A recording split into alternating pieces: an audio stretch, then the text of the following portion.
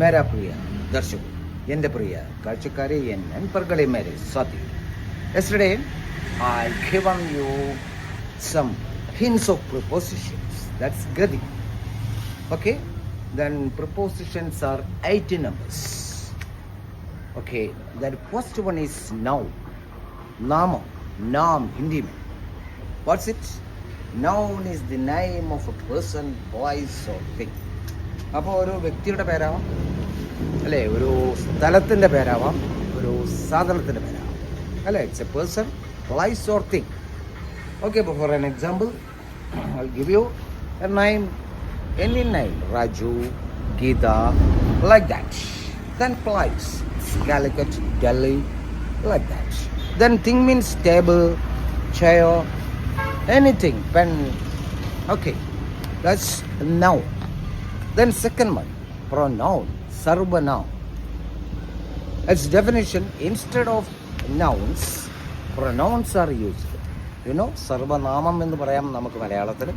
ഇപ്പം നമ്മളൊരാളെ എടുത്തു പറയാതെ ഞാൻ, നീ, അവർ, അല്ലേ, അവൾ, അവർ, ഞങ്ങൾ എന്നൊക്കെ പറയാറുണ്ട്.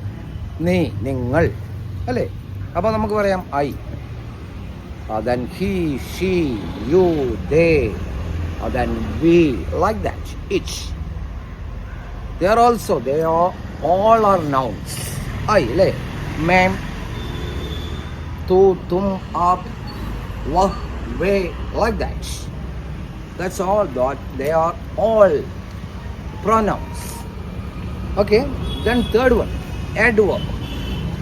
That's adverb. An adverb modifies a noun. വിശേഷണം, അല്ലേ, എന്ന് പറയാം നമുക്ക്. എന്താണ് നാമവിശേഷൻ or നാമവിശേഷൻ?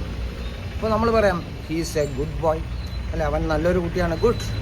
Then bad, worst, like that. അതുപോലെ next one is verb. What's verb?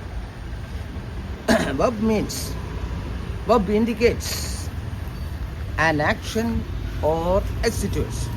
അല്ലെ, ഒരു ആക്ഷൻ എന്ന് പറഞ്ഞ ഒരു പ്രവൃത്തി അല്ലെങ്കിൽ സാഹചര്യം, ഇതിനെ സൂചിപ്പിക്കുവാനാണ് എന്തുപയോഗിക്കുന്നത്? വെർബ് ഉപയോഗിക്കും, അല്ലേ. He is running, she is walking, ഓ റൺ കത്താ ഹേ, അല്ലേ. ഇങ്ങനെയുള്ളതൊക്കെ നമ്മൾ പറയാറുണ്ട്. ഇതിനൊക്കെ നമുക്ക് വെർബ് എന്ന് പറയാം. Next one, adverb. An adverb clarifies a verb. Clarify ചെയ്യുക എന്ന് പറഞ്ഞാൽ വിശേഷിപ്പിക്കുക. ഇതുപോലെ നമ്മൾ അഡ്ജക്റ്റീവ് പഠിച്ചു, അല്ലേ, നൗണിനെ വിശേഷിപ്പിക്കാൻ വേണ്ടി നമ്മൾ അഡ്ജക്റ്റീവ് ഉപയോഗിച്ചു. അതുപോലെ ഇവിടെ വെർബിനെ വിശേഷിപ്പിക്കാനാണ് നമ്മൾ എന്തുപയോഗിക്കുന്നത്? ആഡ്വർബ് യൂസ് ചെയ്യും, അല്ലേ. ഇപ്പം എന്ത് പറയാം? ഹി ക്യാൻ റൺ ഫാസ്റ്റ്, അല്ലേ. She's dancing very well, like that. അപ്പോൾ ഞാൻ ഇവിടെ നിർത്തുകയാണ്. ഇനി നമുക്ക് preposition, it's very important. Yesterday I told you. വളരെ. അതുപോലെ മറ്റൊരു കാര്യം പറയും, no one is perfect in preposition. ഒരുപാട് തെറ്റുകൾ വരാം, സെൻറ്റൻസിൻ്റെ മീനിങ് തന്നെ മാറും. Anyway, I will give you this class's preposition tomorrow onwards. Okay, now don't forget to watch my channels, my YouTube link, Step Up with English, Prakash TK Madam. Subscribe it, otherwise you can get the continuation of the classes, then share it 8 maximum as you can.